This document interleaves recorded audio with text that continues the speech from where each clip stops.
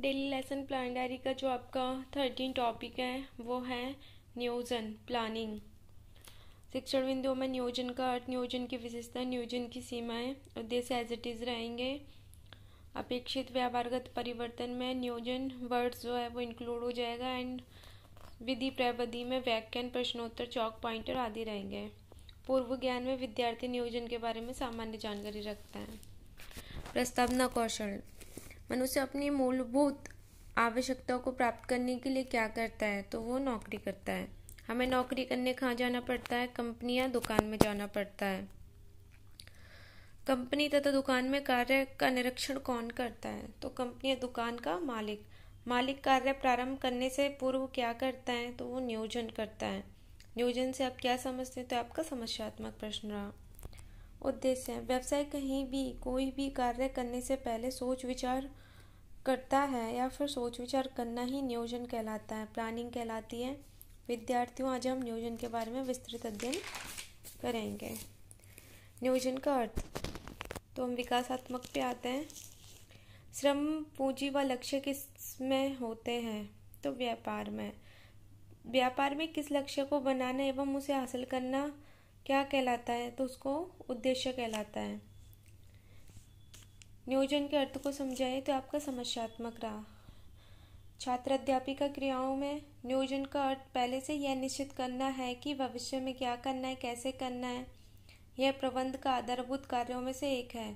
अतः नियोजन सृजनात्मकता मीन्स क्रिएटिविटी तथा नव प्रवर्तन अति निकट से जुड़ा हुआ है, लेकिन प्रबंधक को सर्वप्रथम उद्देश्यों को निर्धारित करना पड़ता है।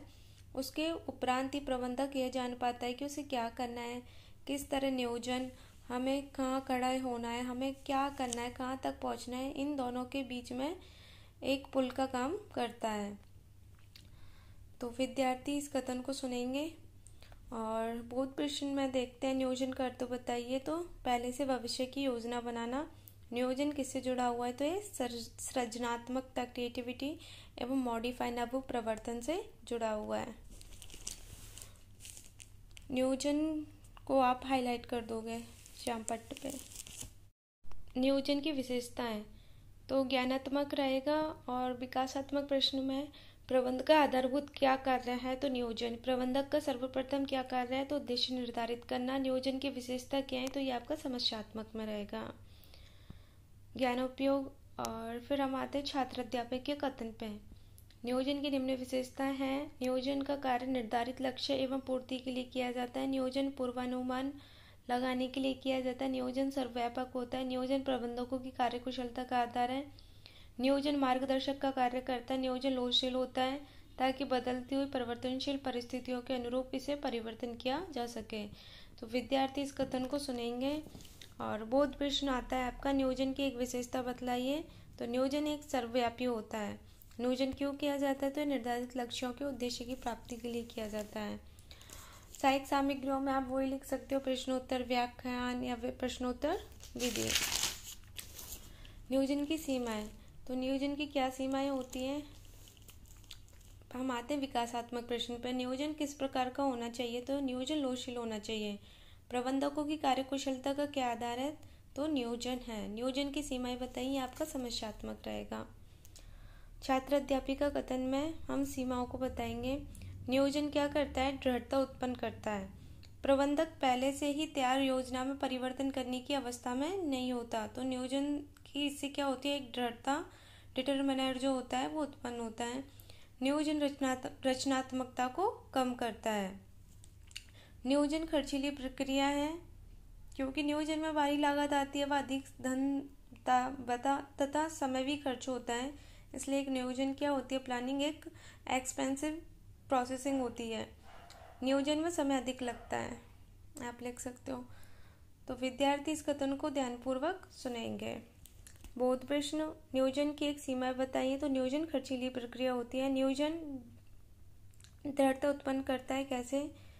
बिकॉज प्रबंधक पहले से तैयार योजनाओं में परिवर्तन नहीं कर पाता है, इसलिए नियोजन एक क्या होती है? एक दृढ़ता उत्पन्न करने वाली प्रक्रिया होती है। इसमें आप प्रश्नोत्तर विधि, व्याख्यान विधि और रंगीन चौक, डस्टर, पॉइंटर आदि लिखेंगे। और नियोजन के लिए आपके नियोजन की इम्पोर्टेंस को आप हाईलाइट कर देंगे ब्लैक बोर्ड पर। मूल्यांकन प्रश्नों में वस्तुनिष्ठ में देखते हैं, नियोजन का सर्वप्रथम कार्य क्या है? तो उद्देश्य निर्धारित करना या सृजनात्मकता व नवप्रवर्तन करना। नियोजन किया जाता है पूर्वानुमान लगाने के लिए, कार्यों की पहचान के लिए। नियोजन के बाद प्रबंधक क्या जान पाता है? नियोजन में समय अधिक क्यों लगता है? नेक्स्ट क्वेश्चन है आपका, नियोजन का अर्थ बताइए, नियोजन की सीमाएं बताइए। निबंधात्मक में आते हैं, नियोजन का अर्थ, विशेषताओं एवं सीमाओं का विस्तार से वर्णन करें। यह आपका पर्यवेक्षक टिप्पणी और हस्ताक्षर। तो आपका जो 13 है नियोजन वो खत्म होता है, इसको हम प्लानिंग बोलते हैं।